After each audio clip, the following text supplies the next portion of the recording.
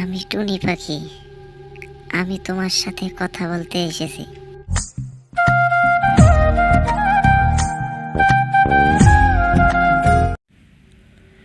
এক গভীর রাতে এক টুনি পাখি তার বাসায় বিশ্রাম নিচ্ছিল। এদিকে দৌড়ে তার বন্ধু এসে হাঁপাতে হাঁপাতে বলল, টুনি টুনি, এক ডাইনি এসেছে। সে নাকি জঙ্গলের পশু পাখিদের সব ধরে নিয়ে যাচ্ছে।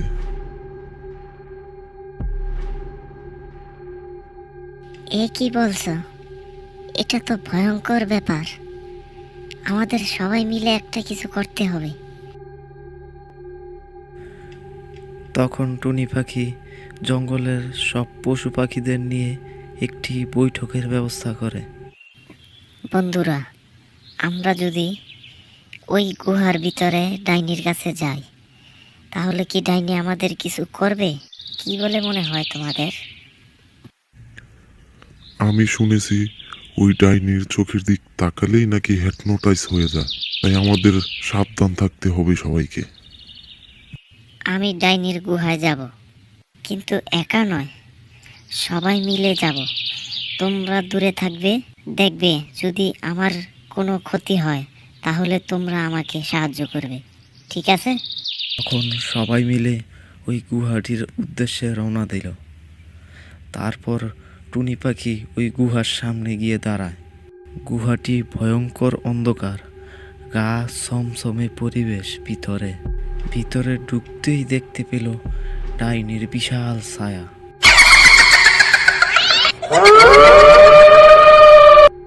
লম্বা চুল এবং বড় বড় দাঁত। সেটা দেখে টুনি পাখি কিছুটা ভয় পেয়ে গেল। কে ওখানে? কে আমার গুহায় ঢুকলো?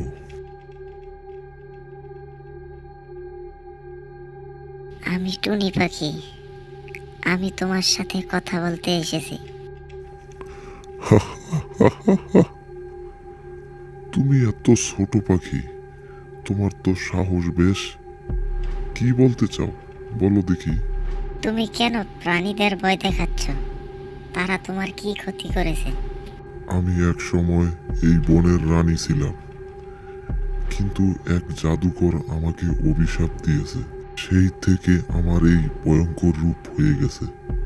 কিন্তু আমি সবার সাথে বন্ধুত্ব করতে চাই, কিন্তু সবাই আমাকে ভয় পায়।